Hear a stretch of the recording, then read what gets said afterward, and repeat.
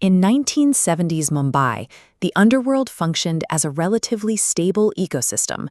It was a market ruled by old-school gentlemen smugglers who prioritized quiet logistics and political influence over public bloodshed. Haji Mastan was the prime example of this traditional era. He operated not through terror, but through a massive network of contacts that kept the contraband moving without disrupting the city's peace. Entering this world was Daud Ibrahim, the son of Ibrahim Kosker, a head constable in the Bombay police, known for being absolutely incorruptible. Dawood started at the bottom, working as a courier for the Pathan gang. He spent his days moving smuggled gold and watches through the streets, quickly noting where the existing criminal organizations were becoming slow and predictable. Being caught between the rigid, low-wage discipline of his father's house and the complacent wealth of the mafia created a unique perspective. He wasn't just another street thug. He was a highly observant operator looking for a way to disrupt the market. His break from the old guard came during a ransom exchange. Tasked with handling a 2 lakh rupee payment for a kidnapped official, Dawood skimmed a portion of the cash for himself and attempted to hide the theft from the Pathan leadership. He was caught. To make an example of him, the gang leadership dragged him into the street and beat him in front of his peers, before permanently exiling him from the syndicate.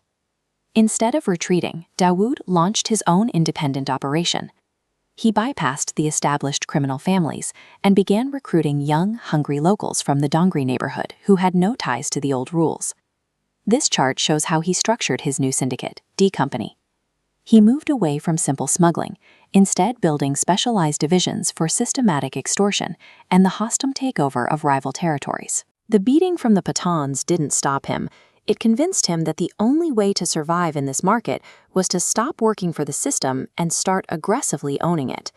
D Company faced its first major corporate crisis when a rival gang assassinated Dawood's brother, Sabir, in a brazen drive-by shooting at a petrol pump. Dawood's retaliation completely ignored traditional mafia protocols. He hired David Pardesi, a teenage outsider with no criminal record, to act as a proxy shooter that the police wouldn't be able to profile. In 1983, Pardesi walked into the heavily guarded Mumbai Sessions Court and shot the rival leader, Amirzada, dead in front of a sitting judge. To insulate himself from the fallout, Dawood exploited the era's weak legal oversight. By systematically bribing officials and utilizing bail-not-jail policies, he remained free despite being the primary suspect in multiple homicides.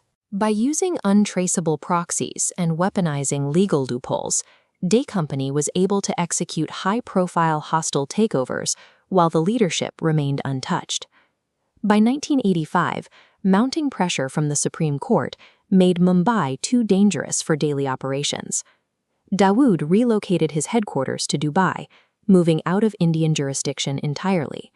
From this offshore base, he functioned as a remote CEO. He managed his interests in real estate, extortion, and Bollywood financing through a network of international phone lines. He managed regional gang wars with the same remote precision. When the rival Gauli faction targeted his family, Dawood coordinated the JJ Hospital shootout from Dubai, where his hitmen fired over 400 rounds to eliminate a single target. To ensure his hitmen remained loyal, Dawood provided full medical coverage for injured operatives and paid monthly stipends to the families of those who were jailed. By separating his physical location from his operations, Dawood achieved a scale of protection that local dons could not match. He was no longer a local gangster. He was the head of a multinational corporation. The 1992 Babri Masjid riots created a massive security vulnerability across India. For the first time, D Company's criminal interests aligned with a geopolitical agenda. Pakistan's ISI offered Dawood a formal merger. They provided him with absolute international protection in exchange for using his smuggling network to transport RDX and weapons into Mumbai. The result was the March 12, 1993 serial bombings. The attacks targeted the city's financial heart, including the Bombay Stock Exchange and the Air India building. The explosions killed 257 people and left thousands injured. This was the moment D Company transitioned from a smuggling syndicate into a globally recognized terrorist organization. This pivot caused D Company to fracture. Key Hindu lieutenants, including Chota Rajan, left the group and launched a violent internal war against Dawood in the name of patriotism. Daud Ibrahim currently lives in a fortified compound in the Clifton area of Karachi. He remains under the protection of the Pakistani military, reportedly funding their covert operations in exchange for his continued safety. The trajectory of D Company shows how local corruption and legal loopholes, if left unchecked, can evolve into a catastrophic threat to national security.